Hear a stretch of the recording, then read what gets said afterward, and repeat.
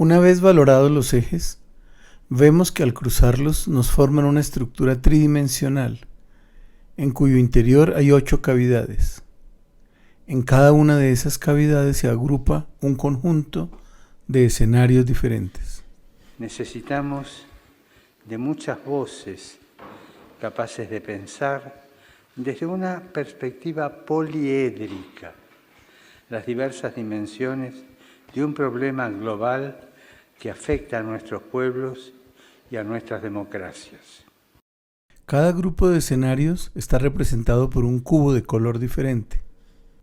Como todos los ejes se dirigen en uno de sus extremos hacia la dignidad y en el otro hacia el deterioro, vemos que cada cubo o grupo de escenarios tiene cualidades diferentes. La ubicación del escenario base es la siguiente.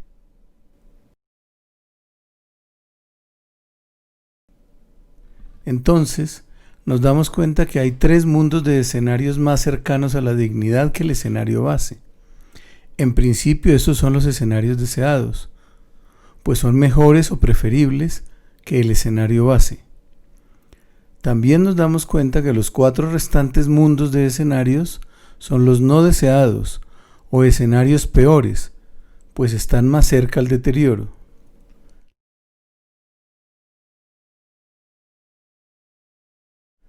Si nuestro escenario base corresponde a la vulnerabilidad profunda limítrofe, entonces, ¿cuáles son el resto de escenarios?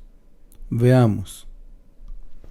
Efectivamente, el espectro de escenarios posible va desde los más deseables y difíciles de alcanzar, relacionados con la pervivencia. El escenario más deseado, pero menos probable, sin que pueda calificarse de utópico, es el número 1, cuyo nombre es pervivencia. Pervivencia señala la capacidad de reponerse a los estragos causados por dificultades profundas y la disposición a recuperar el sentido de los procesos culturales, poblacionales, económicos y organizativos en dirección de la vida digna. Los elementos fundamentales de este escenario son pertenencia territorial cultural como eje del existir, procesos poblacionales y económicos orientados al consumo de lo necesario y al cuidado de las fuentes de vida territoriales y culturales. Asimismo, los procesos organizativos e institucionales tienen el sentido del mantenimiento de la vida. La implicación más potente de este escenario es que lo económico no se orienta ni a la productividad ni a la acumulación, sino a la producción pertinente y orientada al mantenimiento de la vida. La metáfora que la identifica es la red de interdependencia entre procesos locales con grandes niveles de autonomía. El segundo escenario es mucho más probable que el primero. Su nombre es pervivencia en amenaza. Señala que el énfasis está en recuperar o no perder la dirección hacia la dignidad de la vida, pese a que las dificultades aún no han sido superadas y los estragos ocasionados por ellas todavía son importantes y aún no son fáciles de superar. Los elementos fundamentales de este escenario son compromiso en la recuperación de la robustez, la resiliencia y la capacidad de sanación cultural territorial. Procesos poblacionales y económicos orientados a la restauración de los daños a la vida. Solidaridad y redes de protección son claves desde lo organizativo institucional. La mayor implicación de este escenario es que el requerimiento profundo de restaurar las rupturas y los daños, al mismo tiempo que los procesos culturales y las poblaciones asumen la corresponsabilidad y propician la memoria histórica de lo que ha acontecido. La metáfora es la minga. Hasta los no deseables pero muy probables, que están relacionados con el deterioro. El séptimo y el octavo escenario son de deterioro claro y declarado. Si se llega a los escenarios de sobrevivencia, es muy probable que de manera inexorable se avance hacia ellos. Sin embargo, también es probable que se avance directamente desde el escenario actual, si todos los elementos del escenario actual se configuran de manera caótica. Elemento fundamental será la instauración de un mundo fortaleza o una debacle generalizada de la humanidad como la conocemos, con reglas del juego claramente delincuenciales. En ambos casos será el colapso. Las élites del primer mundo apuestan por una salida tecnológica que les mantenga seguro del debacle, pero estos mecanismos, si llegan a darse, no incluirán a la región, ni siquiera a las élites. Estos escenarios se darán si se intensifica de manera muy desmesurada la expoliación de territorio, cultura y población para lograr el máximo de productividad. Para esto se requiere control de corte totalitario. La miseria y la resignación serán la característica básica de las mayorías. Focos reactivos contrahegemónicos aún persistirán. Paradójicamente, es posible que si los microespacios locales alternativos se mantienen, desde allí se puedan gestar caminos hacia una nueva humanidad que corrija los errores de la civilización occidental colapsada. La metáfora es esperanza en medio del caos. Entre los de pervivencia y el escenario base o de vulnerabilidad limítrofe está el tercer mundo de escenario, que se refiere a la polaridad y a la resistencia. No obstante, es más probable que se avance hacia la profundización del deterioro.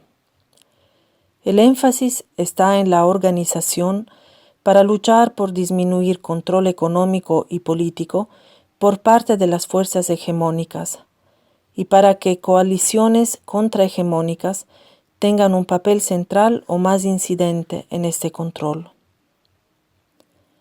El elemento fundamental de este escenario es la priorización de procesos organizativos de corte político e ideológico para fortalecimiento contrahegemónico y para el socavamiento de la legitimidad hegemónica. La mayor implicación para mantener este escenario y sus objetivos es la profunda necesidad de superar la dispersión ideológica y política. Es muy posible que la capacidad organizativa no logre superar la resistencia y la sobrevivencia. Otra implicación es no perder de vista la gran capacidad de adaptación y mutación hegemónica, así como su gran capacidad de incidencia y cooptación.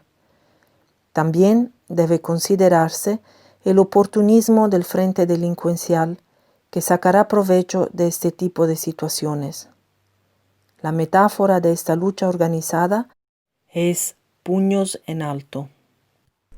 Si comparamos esto con la historia reciente del Ecuador, vemos que las décadas anteriores a la Revolución Ciudadana pueden calificarse exactamente así, como una época de polaridad marcada y de resistencia contrahegemónica diversa. Por ahí pasó el proceso ecuatoriano, pero ahora se encuentra un paso más allá hacia el deterioro, en la vulnerabilidad limítrofe.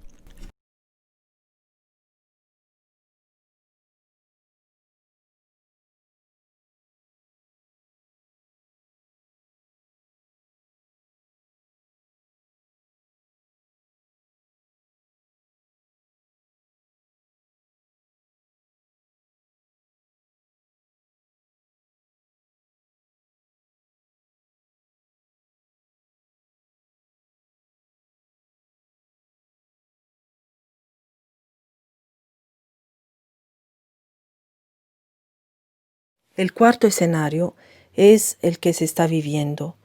Corresponde al escenario que ha sido descubierto en esta investigación como línea de base para trazar los demás.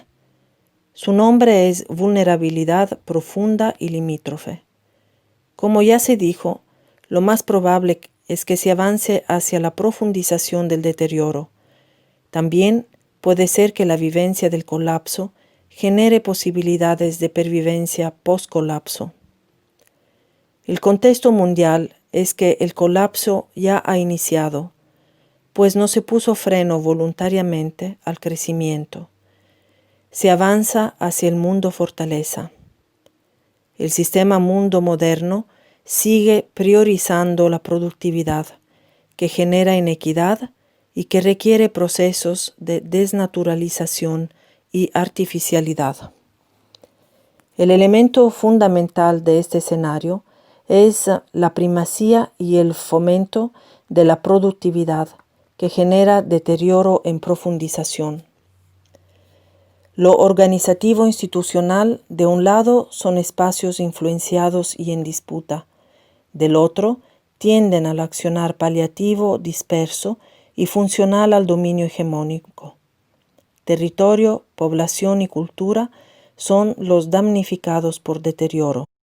La mayor implicación para mantener este escenario y sus objetivos es la apuesta por aprovechar la ventana de oportunidad demográfica, es decir, acelerar la productividad aprovechando al máximo la fuerza laboral y los recursos naturales antes que la población envejezca demasiado. Para esto se requiere profundizar el dominio institucional y el avasallamiento cultural. América Latina y Ecuador no han demostrado capacidad de reposicionamiento afuera. Entonces, lo más seguro es que los más beneficiados sean élites externas que inciden sobre élites locales. La ayuda externa tiende a ser funcional a intereses hegemónicos.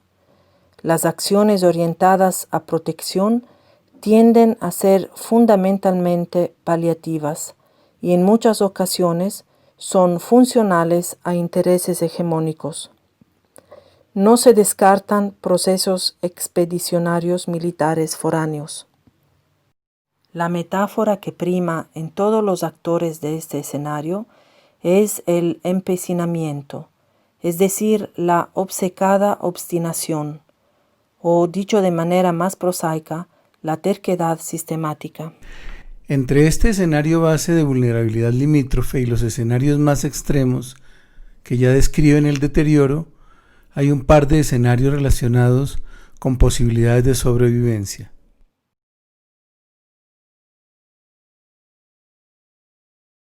El quinto y el sexto escenarios son de sobrevivencia. Resultarán de un incremento gradual y sostenido de los elementos constitutivos del escenario de base. A través de este incremento se llegará a pasar el umbral de la vulnerabilidad para caer a diferentes grados de sobrevivencia. De hecho, algunos procesos territoriales, culturales y poblacionales ya viven diversos grados de sobrevivencia. Incluso algunos ya padecen deterioro. Estos escenarios la generalizan y la profundizan. Elemento fundamental sigue siendo la productividad, pero en franca aceleración. A nivel organizativo institucional, la primacía del frente pro-sistema mundo moderno no está garantizada, pues la coalición de fuerzas mundiales en competición por recursos lleva a la probabilidad de procesos expedicionarios militares. Además, el frente delincuencial continúa fortaleciéndose e incidiendo en diferentes dimensiones de lo institucional, de lo territorial y de lo cultural. Para que estos escenarios se den, el empecinamiento contrahegemónico tiene que mantenerse y profundizarse en el escenario actual, contribuyendo al avasallamiento cultural. Además, el frente eclesial social tendría que no haber logrado el cambio profundo de lo paliativo a la acción transformadora. La población tendrá que seguir asumiendo actitudes pasivas y en menor medida reactivas. Si se llegan a estos escenarios, será muy difícil revertir la tendencia hacia el deterioro profundo. Es posible que surjan áreas fuera de control, donde puedan gestarse a nivel muy microlocal semillas alternativas de futuro. La metáfora es lo irreversible.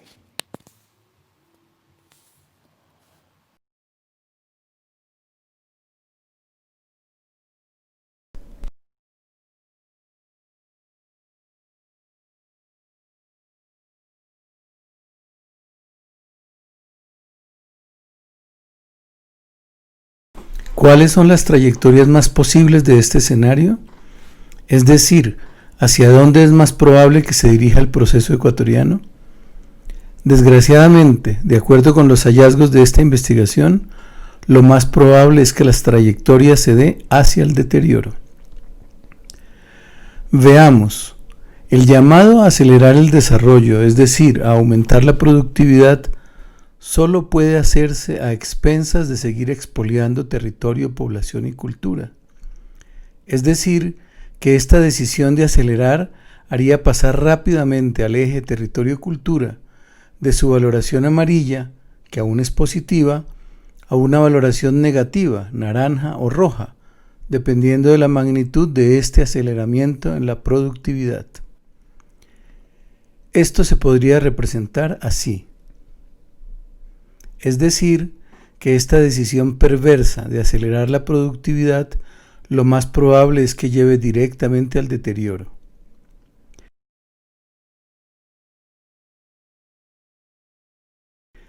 Aunque menos probable si el Frente Eclesial Social transforma su enfoque y su accionar de manera profunda y radical, contribuyendo a generar transformaciones locales orientadas a la dignificación de la vida, es posible lograr una trayectoria deseable en territorios del Ecuador. Asistimos entonces a un punto crucial. O las acciones sociales, incluidas las del Frente Eclesial Social, siguen siendo funcionales a los discursos del sistema mundo moderno y por lo tanto contribuyen al muy probable avance hacia el deterioro. O transforman el enfoque, la gestión, el accionar, configurando un modo de proceder más articulado con el sentido espiritual profundo, cristiano e ignaciano, y se avanza hacia la dignificación de la vida sin pausa, al ritmo que se vaya logrando tener. Al finalizar todo este camino, en el cual se narra tanto el proceso como los hallazgos de esta investigación en perspectiva estratégica territorial, podemos afirmar que se han generado aportes complementarios. En este momento es necesario responder a la pregunta central de la investigación.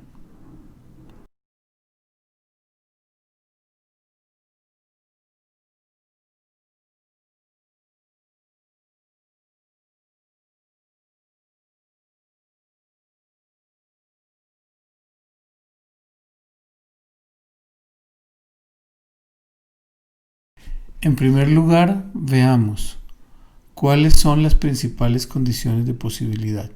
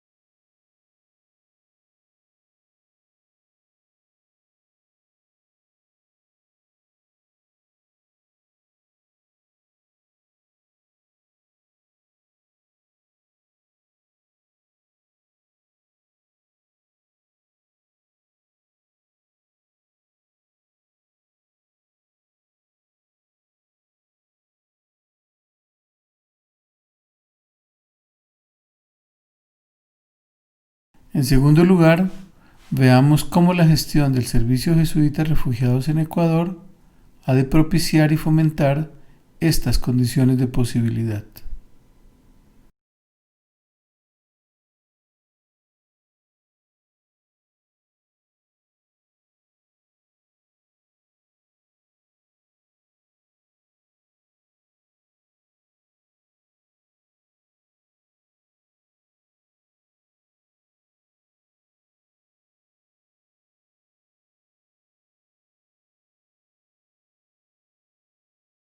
Toda organización y trabajo social desarrolla 4 actividades muy importantes y muy relacionadas entre sí.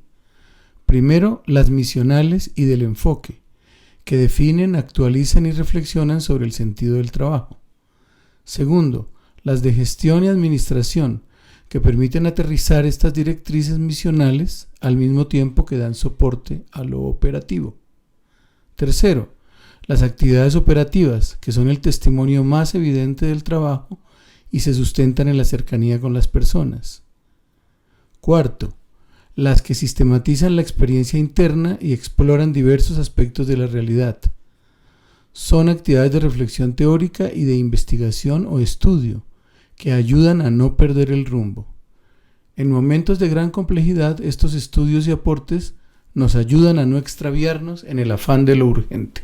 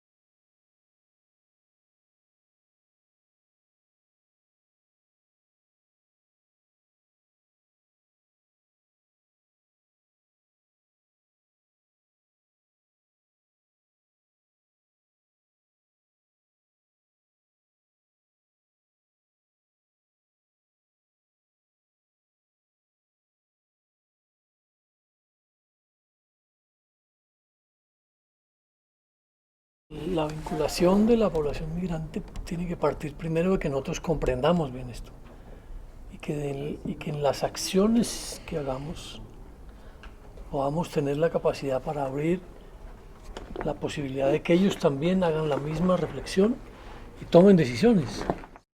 Mi papá me dijo, si lo tienes acá, si lo ves acá, de seguro lo puedes hacer allá, afuera, en la realidad. Entonces es eso, no tengamos miedo a soñar, no tengamos miedo a empezar de nuevo. Porque Dios es grande y misericordioso y el tiempo de Dios es perfecto.